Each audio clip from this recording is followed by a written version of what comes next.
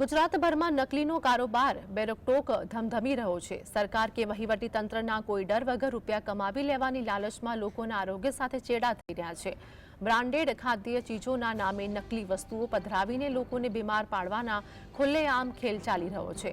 હજુ થોડા સમય પહેલા જ અમદાવાદ, રાજકોટ, મહેસાણા સહિત અનેક સ્થાનો પર નકલી ઘી તથા પનીરનો મોટો જથ્થો ઝડપી પાડવામાં આવ્યો હતો। એવામાં ફરીથી અમદાવાદમાંથી નકલી ઘી ઝડપાયું છે તો અમૂલ બ્રાન્ડના નામે વેચાતો 105 કિલો ઘીનો શંકાસ્પદ જથ્થો ઝડપાયો છે। જસોદાનગરના ચારભુજા કિરાણા સ્ટોરમાં અમૂલનું નકલી ઘી વેચાતું હતું। બાતમીના આધારે એએમસીના ફૂડ વિભાગે રેડ કરી હતી, જ્યાંથી માલુમ પડ્યું કે હાટકેશ્વરમાં આવેલ હાર્દિક ટ્રેડર્સમાંથી નકલી ઘી સપ્લાય થયું હતું। ફૂડ વિભાગે નકલી ઘીના 7 ડબ્બા ઝડપી પાડ્યા છે। સ્પેલિંગ મિસ્ટેકના કારણે આ નકલી ઘી ઝડપાયું હતું। હાર્દિક ટ્રેડર્સની દુકાન બંધ હોવાથી તેને સીલ કરવાની કાર્યવાહી હાથ ધરાઈ હતી।